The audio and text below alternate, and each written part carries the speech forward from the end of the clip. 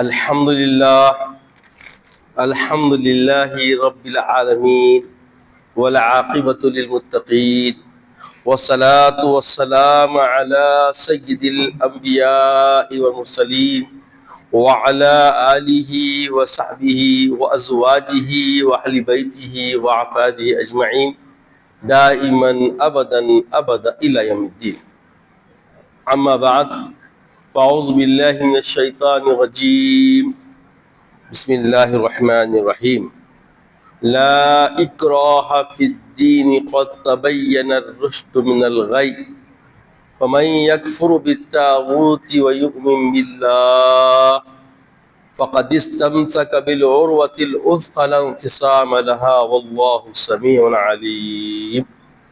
صدق اللہ العظیم وصدق رسولہ النبی الامین الکریم من الشاہدین والشاکرین. تمام تعریف اللہ رب العزت کے لیے سزاوار ہے جو ساری خلقت کا پالنہار ہے، جس کے دست قدرت میں کل جہاں کی بادشاہت ہے. جو چاہتا ہے کر گزرتا ہے، اس کے اختیار کو کوئی روک نہیں سکتا. وہ قدیم ہے، ابد الآباد سے ہے اور ہمیشہ ہمیشہ رہنے والا ہے. میں گواہی دیتا ہوں کہ نہیں ہے کوئی معبود برحق لائق عبادت سوائے اللہ جل وجلہ کے، اور میں یہ بھی گواہی دیتا ہوں کہ محمد عربی صلی اللہ تعالی علیہ وسلم اللہ کے بندے اور خاص رسول ہیں. صلاۃ و سلام نازل ہو ہمارے آقا نامدار حضور تاجدار محمد عربی صلی اللہ علیہ وسلم پر، آپ کے آل پر، آپ کے اصحاب پر. بزرگان دین، برادران اسلام، اللہ رب العزت دین اسلام کی وہ عظیم الشان حقیقت کو غیر ادیان کے روبرو پیش کر رہا ہے اور بتلا رہا ہے کہ دین اسلام ایک ایسا دین ہے جس میں دوسرے ادیان کے یا دوسرے عقائد کے کسی بھی قسم کے لوگ ہوں، ان پہ جبر نہیں ہے، ان کو مجبور نہیں کیا جاتا، ان کے ساتھ کوئی زبر و زیادتی کا کوئی رجحان تقیل بھی نہیں ہے. اسلام کے اندر اسلام کے ماننے والوں کے پاس کسی قسم کا جبر نہیں، کسی کو مجبور نہیں کیا جاتا کہ آپ یہ بات مانیں. بلکہ سب سے پہلے فکر بتا دی گئی کہ اسلامی فکر کیا ہے. اللہ لا الہ الا هو الحی القیوم لا تأخذہ سینۃ ولا نوم لہ ما فی السماوات وما فی الارض من ذا الذی یشفع عندہ الا بإذنہ یعلم ما بین ایدیہم وما خلفہم ولا یحیطون بشیء من علمہ الا بما شاء وسع کرسیہ السماوات والارض ولا یعودہ حفظہما وہو العلی العظیم. یہ یقین راسخہ جو اسلامی اٹوٹ فکر ہے، جس کو نبی مکرم نور مجسم رحمت للعالمین خاتم النبیین محمد رسول اللہ صلی اللہ علیہ وسلم نے عام فرما دیا کہ سب سے پہلے دین اسلام کی بنیاد جس چیز پر ہے وہ کیا ہے؟ اللہ وہ ذات ہے جس کے سوا کوئی معبود نہیں. اللہ لا الہ الا هو الحی القیوم، وہ ہمیشہ زندہ رہنے والا، سب کا سنبھالنے والا ہے، حی القیوم ہے. لا تأخذہ سینۃ ولا نوم، اسے نہ اونگ پکڑتی ہے اور نہ نیند آتی، نہ وہ جھپکی کھاتا ہے. یہ سب کمزوریاں ہیں جو اللہ کے پاس نہیں ہے. وہ اسی لیے تو خالق ہے، مالک ہے. یہ سب کجی والی چیزیں ہیں، یہ سب ادنا چیزیں ہیں جس کو زوال ہوتا ہے مگر وہ لازوال ہے. اس لیے ایک لمحے کے لیے بھی اس کو کیا ہے، نہ نوم، نہ نیند آتی ہے اور نہ اونگ آتی ہے. اور پھر بتایا گیا ہر جو کچھ آسمان میں ہے اور جو کچھ زمین میں سب اسی کی ملک ہے. کس کے لیے؟ للہ ما فی السماوات، اللہ کی ملک ہے، اللہ تعالیٰ کی ملک ہے، اللہ اس کا مالک ہے. اور اس کے بعد بتایا کون ہے جو اس کے حضور اس کی اجازت کے بغیر سفارش کر سکے. شفاعت کا معاملہ بھی اس کی بھی اذن کے بغیر ممکن نہیں ہے.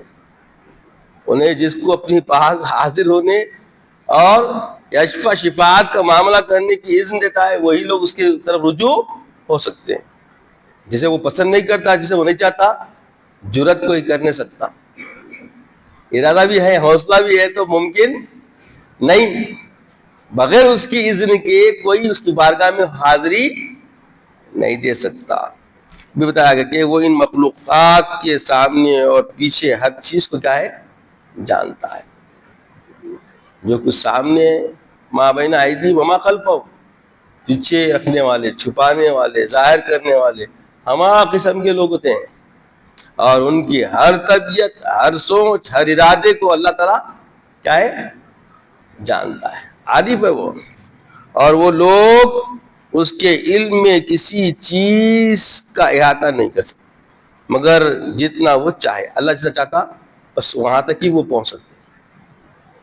اور پھر اس کا عرش، کرسی آسمان اور زمین کو گھیرے ہوئے. اللہ کی عرش اور کرسی محیط ہے، پوری زمین و آسمان کو گھیرے ہوئے، اور اس کی حفاظت اسے تھکاتی نہیں. اور وہ کیا ہے، بلند بالا عظیم ہے. اور وہ علی العظیم، بلند بالا عظیم ہے. اس کی عظمت، اس کی بلندی تک کسی کو رسائی حاصل نہیں ہے الا یہ کہ جسے وہ چاہتا ہے. اب یہ جو بتائی گئی آیت کریمہ یہ ایمان والوں کا اثاثہ ہے. اسی پر ایمان والوں کی ڈپینڈنسی ہے، احاطہ ہے. یہ پورا ایمان کا احاطہ ہے، اسی پہ ڈپینڈ ہے پورا ایمان والے. یہ عقیدہ دین اسلام کی اساسیت ہے، بنیاد ہے، بیسیکل ہے. یہ اس کی کے بیس پر سب چیزیں اب چلے گی. تو سب سے پہلے توحید کی فکر دکھائی گئی کہ جو اسلام ایمان والا جو بھی ہے، مومن ہے، ایمان والا مسلمان ہے، وہ اللہ کی ذات کو اتنا مانتا ہے اور اللہ تعالیٰ کے علم میں ہونے کا یقین اپنے آپ کو رکھتا ہے. اس کی عرش و کرسی پوری زمین آسمان کو گھیرے ہوئی ہے. جو کچھ ظاہر کر رہا بندہ وہ بھی جانتا، جو بندہ چھپا رہا وہ بھی جانتا. انہیں منہ سے بولنے سے پہلے اس کے تخیل میں چلنے والے، پنپنے والے ہر ایک کا علم عالم الغیب کو ہو جاتا. یہ عقیدہ توحید کا، توحید کے مت والوں کا، توحید کے لمبرداروں کا، اسلام کا. اور اسی توحید کے پرچم کو میرے آقا محمد رسول اللہ نے مومنین کے فکر و فہم میں رس بس کر دیا، بسا دیا. ماں سوا اللہ ہمارے پاس کوئی شے خاطر میں آنے کی چیز ہی نہیں ہے، سب اس کے ماورا. بعد اول فوقیت والی کوئی چیز ہے تو کیا ہے وہ؟ اللہ کی ذات مقدسہ. اور اس کے اوصاف کے اندر کوئی شامل ہو ہی نہیں سکتا کسی بھی اعتبار سے. ذات کا تو دور کی بات ہے، اوصاف میں بھی کوئی ہم پلہ نہیں ہو سکتا.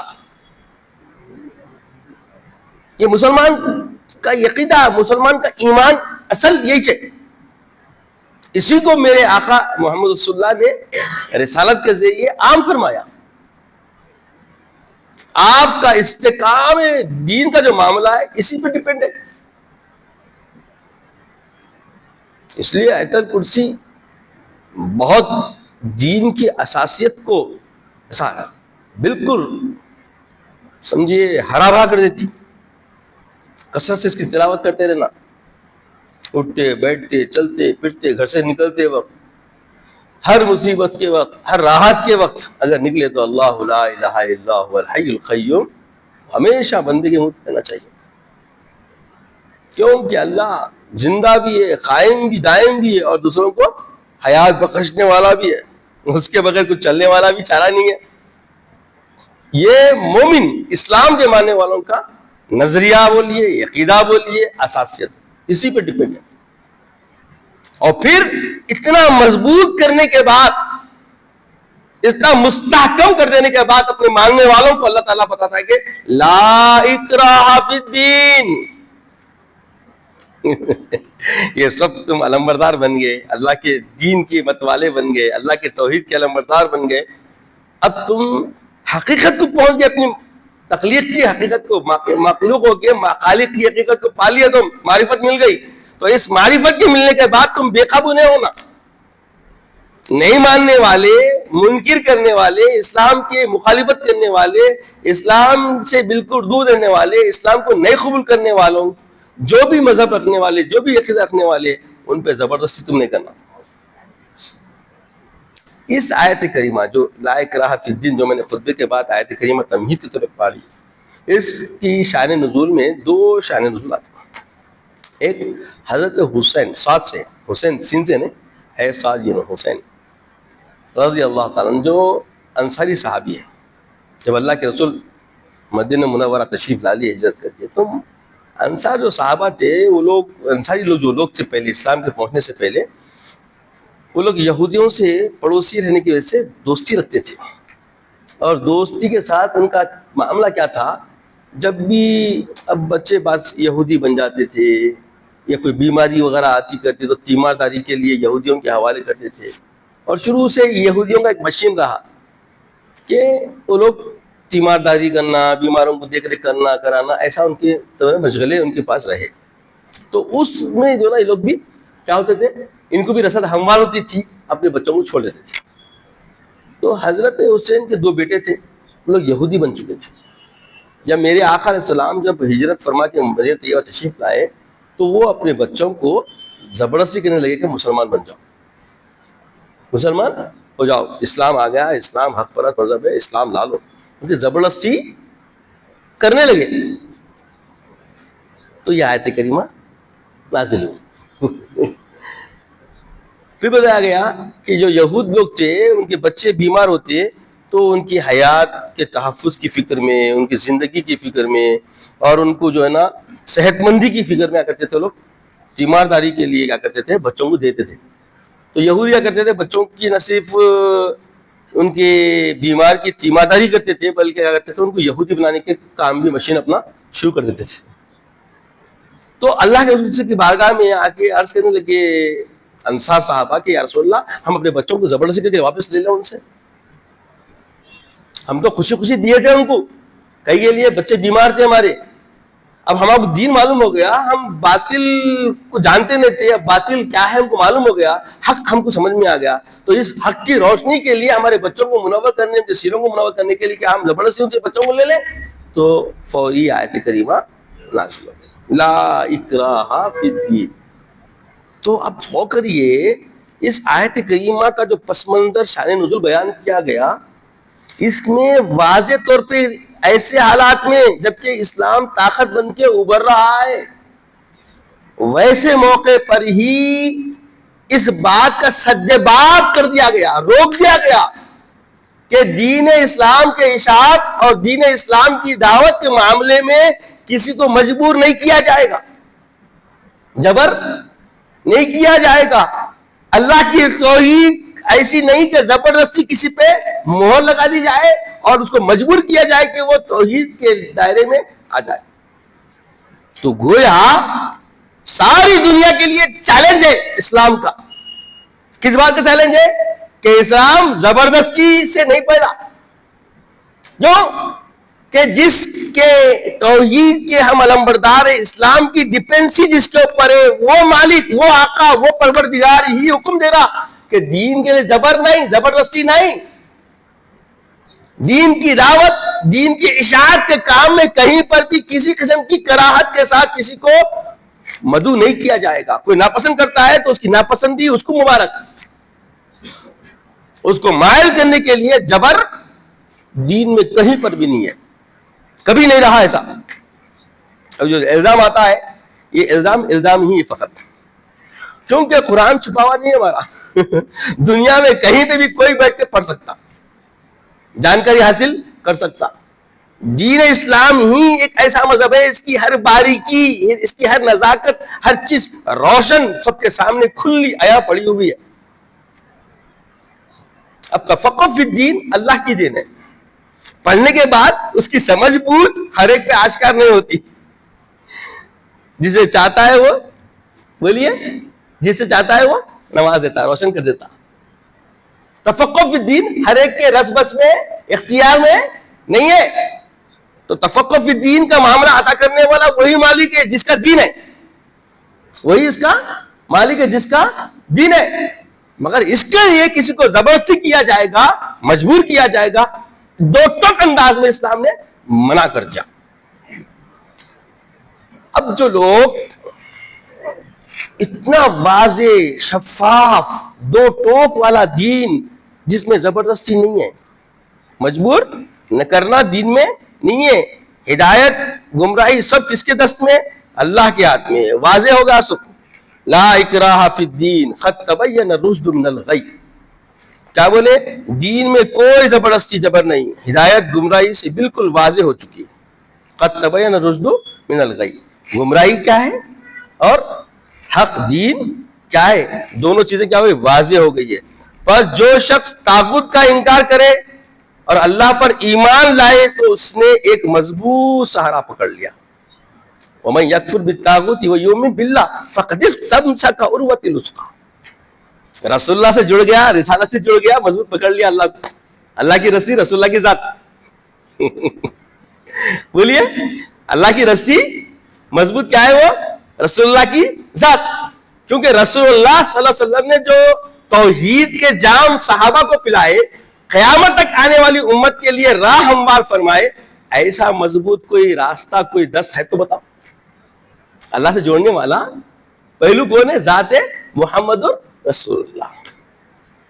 اس لیے بولے نا، حدیث قدسی میں آتا ہے المحمد یفرق بین الناس، من اطاع محمدن فقط اطاع اللہ ومن عصى محمدن فقط عصى اللہ. المحمد یفرق بین الناس. جس نے محمد رسول اللہ کی اطاعت کی اس نے اللہ کی اطاعت کی. اطاع محمدن صلی اللہ علیہ وسلم فقط اطاع اللہ ومن عصى محمدن صلی اللہ علیہ وسلم فقط عصى اللہ. جس نے محمد عربی کی نافرمانی کی اس نے رب کی نافرمانی کی. اور المحمد یفرق بین الناس، ذات محمد عربی ایسی ہے کہ اللہ نے ان کو لوگوں میں فرق کرنے کے لیے، یہ دین کے ماننے والے جو اس رسالت کو مان لیے، یہ دین کے نہیں ماننے والے جو رسالت قبول نہیں کیے. یہود بھی توحید کے الگ بردار ہے. اب جو آیت الکرسی ہم پڑھتے ہیں، یہود بھی مانتے اس کو، اس کا انکار کرتے کیا؟ توحید کو مانتے، بولتے، مگر توحید کی اندر آمیزش شرک کی کر دیتے. بس عزیر ابن اللہ، کیا بولتے ہیں یہود؟ عزیر اللہ کا بیٹا ہے، نعوذ باللہ. تثلیث پرستی ان کے پاس پائی جاتی ہے. شرک کو اللہ برداشت نہیں فرماتا. اللہ تبارک تعالیٰ کے پاس شرک کرنے والے کے لیے معافی نہیں ہے. مشرکین کے لیے جگہ بولیے نہیں ہے. اور دین کو چھوڑ کے دوسرے دین کی مشابہت کرنے والے کے لیے بھی جگہ بولیے نہیں ہے. اتنا صاف شفاف دین ہر اعتبار سے، ہر کجی سے نکال دیا تمہارا. نفاست نظریات، نفاست بولیے نظریہ، سوچ بوجھ، عقید راسخہ کھول کھول کے دے دینے کے بعد اب کجی کی طرف جانے کا سوال ہی نہیں ہوتا. اگر کوئی گیا تو اس کی گرفت بھی سخت ہوگی. بتایا کہ جو کبھی ٹوٹنے والا نہیں اور اللہ سب کچھ سننے والا اور سب کچھ جاننے والا ہے. سمیع العلیم، سننے والا، جاننے والا. تو بات سمجھ آ گئی کہ لا اکراہ فی الدین کا مطلب کیا ہے. دین کی اساسیت جو ہے اسی کی فکر کو کسی پر تسلط نہیں کرنا ہے. کھلا ہے, حقیقت دکھ رہی ہے, روشن ہے, ہدایت صاف ہے. اب جو ہدایت کو دیکھ کر سمجھ کر آنا چاہتا ہے اس کو کوئی روک نہیں سکتا, اس کی مدد کرنا ہے. بات سمجھ آئی؟ مجبور کسی کو کرنا نہیں ہے. اگر آنا چاہ رہا ہے اس کو تحفظات دینا ہے. بات سمجھ رہے نا؟ اور اتنا شفاف دین ملے بعد ان پر کسی کی چائےداری بھی نہیں ہے سوائے رب کے. جو توحید کا علمبردار بن جاتا ہے اب وہ کسی ڈرتا بھی نہیں. اگر خشیت ہے, ڈر ہے, تو کس کا؟ رب العالمین وحدہ لا شریک کا. رب العالمین وحدہ لا شریک, اس کا ڈر ہونا خالی. اور جب اس منزل پہ آتے ہیں تو ایسے مومنین کی شان میں اللہ فرماتا ہے کہ یہ لوگ نہ کسی سے خوف کھاتے ہیں نہ کسی سے رنجیدہ ہوتے ہیں. ان کو خوف رنجیدہ کرنے والی کوئی شے ان کی زندگی میں نہیں پائی جاتی. کیوں کہ یہ ہمیشہ اپنے پیش نظر اللہ کی ذات کو رکھتے ہیں, اور ان کے ڈر میں, ان کی خشیت میں, ان کے خوف میں اللہ کی کیا ہوتی؟ ذات ہوتی ہے. تو وحدت والی ذات الہ کو جب یہ اس کے علمبردار بن گئے تو اس پر تسلط اب کسی کا نہیں ہو سکتا. توحید کے علمبردار کبھی مشرکانہ تخیلات کو درکنار شبہات کے دائرے میں بھی نہیں آنا تھا.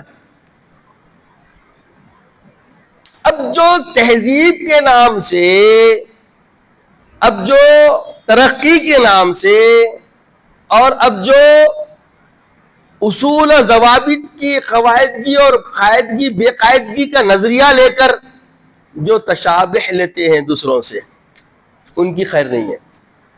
کیونکہ دین اسلام کی فکر تو واضح 2 آیت کے ذریعے, ویسے قرآن کی کئی دلائل ہیں, مگر یہ 2 آیتوں میں توحید اور ایمان اور باطل پرستوں کو سب کھول کے بیان کر دیا گیا.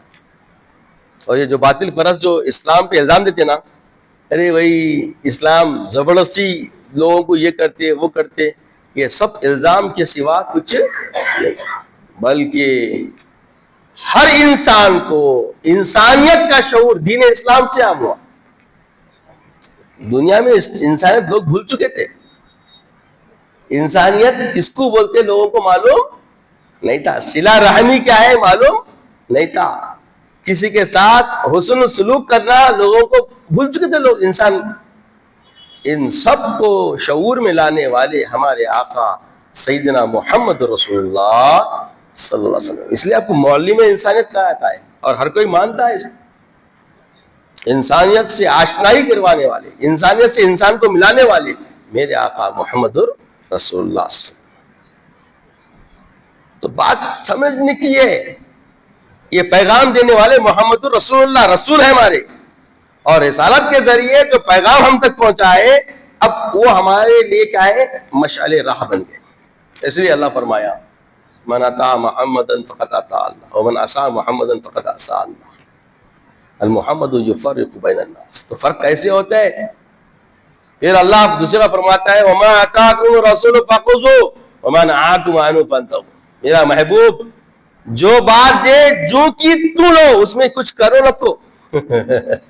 اضافت کی ضرورت نہیں ہے. اب آپ بہت سارے کام ہم کر رہے ہیں ایسے, نام ذات محمد رسول اللہ کا, پیغام بالکل بیان کریں ان کا, مگر کام کرنے میں کچھ اور گزر نہیں. ایسے کئی کام ملیں گے آپ کو انشاءاللہ. یہ موضوع اگر طول لیا اور آپ لوگ ساتھ دیے تو آگے آپ کو سامنے رکھوں گا کیسے کیسے گزر رہے ہیں ہم, جبکہ ہمیں کرنے کی ضرورت کچھ بھی نہیں ہے. دین مکمل ہے. دین بولیے مکمل ہے. الحلال بین والحرام بین بینہم مشتبہات. سب چیز 2 ٹوک صاف صاف پیغام پہنچا دیا گیا. کسی چیز میں کمی پیشی نہیں ہے. قیامت تک جو تقاضا آئیں گا اس کے لیے بتا دیا گیا کتاب و سنت ہے. کتاب و سنت ہے. اور قیاس کرنا ہر فرد مومن ادنا اعلیٰ کا اختیار نہیں. اس کے لیے ایک میزان رکھا گیا. زمانے میں جو مجتہدانہ جو کیفیت رکھنے والے، تفقہ فی الدین رکھنے والے جو لوگ ہیں، انہی کا اختیار ہے وہ کہ عصر حاضر کے نئے نئے چیلنجز کا جواب دینے کے لیے صحیح کرے، کوشش کرے، قیاس کرے، جو بھی ضرورت ہے کرے. ترتیب ہے اس کی. ہر کسے ناکس کو رائے دہی کرنے کا بھی اختیار نہیں ہے. اس لیے یہ آیت کریمہ جو ہے، جس کو میں موضوع گفتگو بنایا ہوں اور جس کو میں پیغام دینے کے لیے، فکر دینے کے لیے، جو نظریہ رکھنے کے لیے میں نے جو چیز کو میں تختی بنایا ہوں، کیا ہے وہ؟ لا اکراہ فی الدین. تو اس میں کیا ہو گیا؟ ماننے والوں کے لیے بھی زبردستی نہیں ہے، نہیں ماننے والوں کے لیے زبردستی نہیں ہے، مگر جو جس ذات سے جڑنے کا اس کا جو بتایا گیا ہے وہ اس کا کیا ہے؟ ذات محمد رسول اللہ. صفحہ سے اٹھائی دیکھیے آپ، ذات محمد رسول اللہ کو لے کے چلنا ہے. اب ذات محمد رسول اللہ کا اختیار بھی بتا دیا گیا کہ جو رسول اللہ صلی اللہ علیہ وسلم ہم کو جس طرح دیے اس طرح ہم کو اختیار کرنا ہے، اور جس سے منع فرما دیے اس سے ہم کو باز آ جانا ہے. اب اس میں کوئی تردد، جو کوئی راہ ہموار کرنا یا کوئی راہ نکالنا یا کسی قسم کی کوئی کیفیت کو بدلنے کا کسی کو اختیار باقی نہیں ہے. اب اللہ کے رسول کیا بولے؟ وَلَا تَتَّبِعُوا خُطُوَاتِ الشَّيْطَانِ. اللہ کا فرمان ہے، اس پہ بچو. کیا فرمان ہے اللہ کا؟ نہیں، شیطان کے نقش قدم پہ مت چلو. اب شیطان کا نقش قدم کیا ہے؟ شیطان کئی لوگوں کو گمراہ کر دیا، یہ یہود کو، نصارہ کو، سب کو گمراہ کر کے چھوڑا ہوا ہے. کون کرا ہے سب؟ یہ شیطان کرا. کیونکہ کسی رسول کی تعلیم ملنے کے بعد رسول کو ماننے والے گمراہ ہوتے کیا؟ بعد میں تحریفات کر دیے. تو تحریفات جو کیا گیا کس کے زور سے کیا گیا؟ شیطان سے.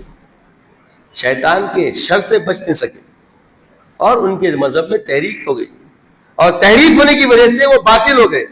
اب قیامت تک اگر کسی کو راہ رشد و ہدایت پہ آنا ہے تو ہر ایک کو محمد رسول اللہ کی رسالت کو ماننا ہے. محمد رسول اللہ کی بولیے رسالت کو ماننے سے ماننا ہے.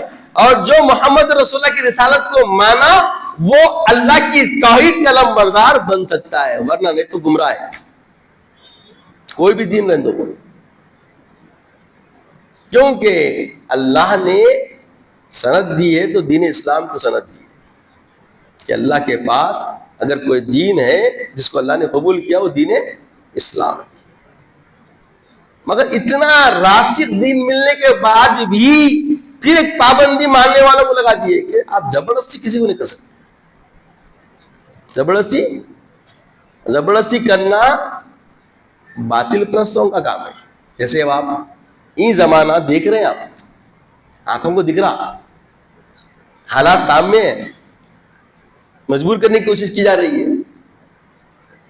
کیونکہ ان کو گھبراہٹ ہے، ان کو ڈر ہے کہ آنے والے حالات جیسے جیسے بڑھتے جا رہے ہیں، دین پلپ رہا، بڑھ رہا، پھل رہا، پھول رہا، ہرا بھرا ہو رہا. جتنے منکرین تھے جب انتہائی ترقی علم کی معرفت سے آشنائی حاصل کر کے عروج پذیر ہو رہے ہیں، دین اسلام کی طرف داخل ہو جا رہے ہیں. دیکھیے آپ،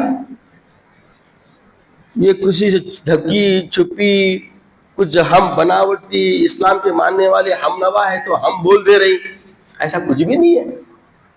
ہر ایک کی آنکھ کھلے ہیں، ہر ایک کے کان سماعت کے لیے تیار ہیں. سنے، دیکھیں، پڑھے، نقل کر لیں. چونکہ اسلام کا کوئی مسئلہ محدود لوگوں کے لیے تخصص نہیں کیا گیا بلکہ عام کر دیا گیا. قابل بنو، لو، اختیار کرو، چلو. ہر کوئی ولی بن سکتا، گلی گلی میں ولی بن سکتا. کسی کو بولے تو ولی نہیں بن سکتے بول کے ایسا ہے کیا؟ بولیے میرے کو آپ. ہر کسی کو راستہ کھلا ہے. اللہ کی معرفت لو، اللہ کے صفات کی معرفت لو، اللہ کی ذات تک پہنچو، آپ ولی بن سکتے ہیں. ہر کوئی سالک بن سکتا. کوئی مخصوص طبقے کو سالک نہیں کہا گیا. ہر فرد مومن، ہر کلیمہ کو سالک ہے. کسب کرنا ہے، حسن اخلاق پیدا کرنا ہے، تقلیہ تحلیہ کا اہتمام کرنا ہے، رذیل خصلت نکال کے پھینکنا ہے، حسن اخلاق کو اپنے اندر زینت دینا ہے. اور جو زینت دے لیا ولی. بس اتنا بول دیا گیا کہ مومنین میں بھی کیٹیگری اگر بنتی ہے تو وہ کیٹیگری کیسا بنتی؟ انما کرمکم عند اللہ اتقاکم. اللہ کے پاس اگر کوئی ریسپیکٹ دی جانے والی ذاتیں ہیں بندے عباد اللہ میں جس کو اللہ ریسپیکٹ دیتا ہے تو کون ہے وہ؟ تقوی والے پرہیزگار لوگ، اہل اتقیاء. تو اہل اتقیاء جو ہوتے ہیں وہ شبہات سے بالکل بولیے دور، ان کے اندر شبہات والی زندگی پائی نہیں جاتی. مشکوک زندگیوں سے بالکل دستبردار ہونا یہ طرہ امتیاز ہے متقی بندوں کا. کیونکہ متقی بندوں کا پہلا وصف یؤمنون بالغیب، وہ غیب اللہ تعالیٰ کی ذات پر کیا کرتے ہیں؟ یقین رکھتے ہیں. ہدی للمتقین، قرآن بول رہا یہ قرآن سراپا متقی بندوں کے لیے ہدایت ہے. اور متقی کون ہے؟ الذین، جو لوگ یؤمنون بالغیب، غیب پر یقین رکھتے ہیں، اللہ تعالیٰ کی ذات کو ایسے مانتے ہیں کہ وہ ہر وقت اس کی کرسی کیا ہے؟ زمین و آسمان کا احاطہ کری ہوئی ہے، محیط ہے. اب جو بولتے ہیں بچوں کو سکھاتے دیکھو اللہ ہر جگہ موجود ہے، مطلب عرش و کرسی اللہ کی، یہی آیت کریمہ ہے ہمارے پیش نظر. یقینہ یہی ہے نصیحہ کیا کہ اللہ احاطہ کیا ہوا ہے. حاضر ناظر کا مطلب اللہ محیط ہے، گھیرا ہوا ہے. زمین و آسمان کی کرسی کیا ہے؟ اس کی گھیری ہوئی ہے، اور ہر ایک کا علم اللہ کو ہوتا ہے. کہیں پہ بھی ہو، کیسی بھی حالت میں ہو، کیسا بھی سوال کر رہے ہو، اپنے آپ میں بیٹھ کے سوال کر رہے ہو، بس خالی تخیل میں سوال چل رہا ہے، اللہ کو معرفت ہو جاتی، اللہ کو معرفت ہو جاتی. کوئی بندہ مجبور نہیں، کسی کو مجبور اللہ نے کر کے رکھا. ماننے والوں کو بھی مجبور نہیں رکھا، نہیں ماننے والوں کو مجبور کرنے کا سبق نہیں دیتا. بس سمجھ آ گئی؟ جتنے سامعین ہیں، جہاں تک بھی میری آواز جائے گی، جہاں تک بھی نور اسلام مسجد کا یہ پیغام جا رہا ہے، آنکھ کان کھول کے سن لے، یہ دین اسلام کا پیغام، یہ قرآن کا نظریہ ہے. قرآن کے ذریعے محمد رسول اللہ نے اللہ کا پیغام دے دیا. کیا سمجھ رہے؟ مذاق بنائے ہوئے. آج میں اعتماد دیکھ رہا تھا، ہمارے امیر جامعہ نظامیہ حافظہ اللہ ادام اللہ فیوزہ، دیکھا حضرت اس میں بہت اچھا جو ہے نا نظریہ پیش کرے، خاکہ پیش کرے. یہ کیا ہے؟ ہم کس خطے میں رہتے ہیں، کہاں رہتے ہیں، کیسی سوچ ہونا چاہیے. تو یہ باطل پرستوں کچھ حیبت ہے. حق کے پاسبان نہ کبھی حیبت کھائے، نہ حیبت کا تسلط آ سکتا ہے، نہ تخیل میں کبھی کوئی چیز کی ہمارے لیے کوئی ایسے جبر ہو سکتی ہے نا. کیا ہو گیا؟ تو اب اس کے اندر میں کوئی ایک موضوع سمجھ میں آیا کہ جو شبہات والی زندگی ہے اس سے باہر نکلنے کی فکر دینا چاہیے. اس لیے میں نے اس کو موضوع بحث بنایا. انشاءاللہ یہ ہمارا موضوع چلتا رہے گا، چونکہ یہ موضوع بہت طویل ہے. اب بیچ میں دیکھو جی بھائی بہت سارے ایام آتے ہیں فضیلت والے، ممکن ہے رمضان تک بھی چھونے کا موقع ملا تو چھو لے. اب وہ موقع سے کیا ہو رہا، کبھی دوسری چیز لے رہے ہیں تو اصل ہمارا جو متمع نظر ہے نا کیا ہے، جمعہ کا مطلب اس کیا ہے؟ ضرورت والی چیز دینا. پہلا خطبہ اولیٰ میں بوجھے بنیاد کیا ہے، اس کا مقصد کیا ہے، سنت خطبے کی جو بنیادی چیزیں اس میں کیا ہے، جو ضرورت ہے امت کو، جو کجی آ رہی ہے معاشرے میں، اس کو نکال کے پھینکنے، جسارت کرنے کی فکر دینا ہے نا. تو اسی لیے شبہات والی زندگی پڑ رہی ہے ہمارے امت کے اندر. دیکھیے آپ اتنا صاف دو ٹوک نظریے عقیدہ رکھنے والا، راشد توحید کی فکر رکھنے والا دین زبردستی پسند ہرگز نہیں کرتا، ہرگز جبر نہیں ہے.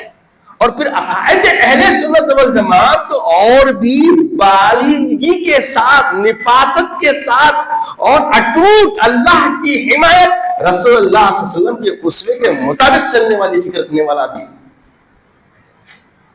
بات سمجھنے کی ہے.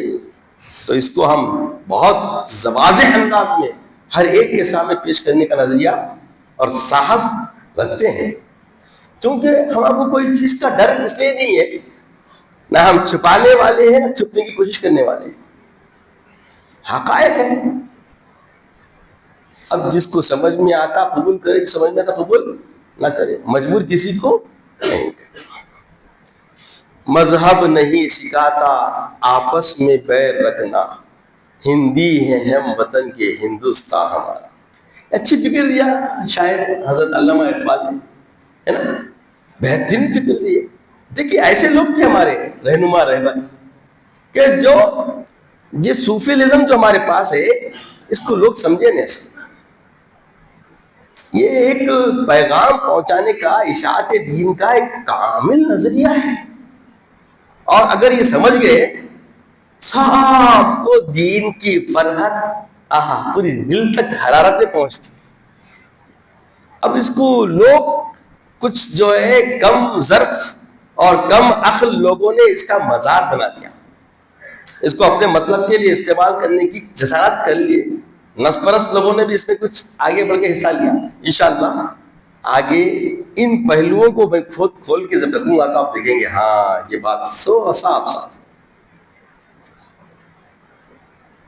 اللہ کے رسول سے بڑا کوئی صوفی ہے جی؟ آپ غور کریے، سارے انبیاءوں کے سردار اور مکمل رسالت آپ کی ذات پہ، خاتم النبیین خاتم الرسول.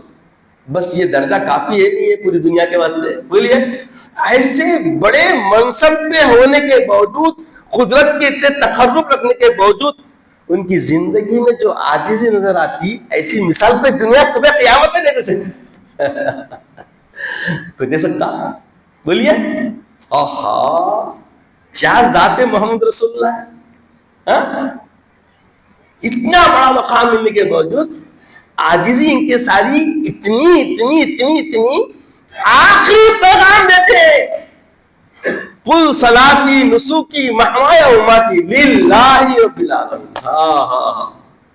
وہ کرے آپ اے حبیب پاک، آپ کی ذات مقدسہ جو پیغام کے لیے دنیا میں مبعوث ہوئی، وہ کامل پیغام پہنچ چکا. اب کھول کے بیان کر دیجیے. کیا بیان کر رہے؟ فرما رہے صلاتی نسکی. ہائے ہائے ہائے، سورہ مدثر پڑھ لو، سورہ مزمل پڑھ لو، مگر یاد رکھ لو یہ جو میری ذات کی کیفیتوں کو رب نے بیان کیا یہ سب للہ، اللہ کے لیے. میری صحیح، میری کوششیں، میری محنتیں، میری نمازیں، میری قوم کی خدمت، قیامت تک آنے والی امت کی اشاعت کے لیے، دین کے کام کا نظم و ضبط جو کچھ دیا سب کس کے لیے؟ للہ، اللہ کے لیے. پیغام مل گیا. اب اتنے اپنے قائد اعظم ہمارے رہنما رہبر اللہ کی ذات کے بعد تعظیم کے لائق کوئی ذات ہے، کوئی ہستی ہے عباد اللہ میں تو محمد رسول اللہ کی ذات. ایسا نبی ملنے کے بعد گمراہی امت میں آ سکتی کیا؟ بس اس کے لیے ہمیں غور کرنے کی ضرورت ہے. عزیز اور بزرگوں، وقت ساتھ چھوٹ چکا ہے. انشاءاللہ اللہ تعالیٰ سے ہم دعا گو ہیں کہ اے پروردگار عالم ہمیں نیک توفیق عطا فرما، نیک ہدایت عطا فرما. مولا علوم راسخہ ہمیں عطا فرما، مخلصانہ طبیعت ہم سب کو عطا فرما، اخلاص کا پیکر بنا، مخلص بندگی عطا فرما. مولا ہمیں عزت کی اسلام کی زندگی عطا فرما، خاتمہ بالخیر فرما، وقت نزاکت طیبہ عطا فرما. اپنے حبیب پاک صلی اللہ علیہ وسلم کا دیدار عطا فرما. سبحان اللہ و بحمدہ، سبحان اللہ العظیم، والحمد للہ رب العالمین. سبحان اللہ والحمد للہ، لا الہ الا اللہ.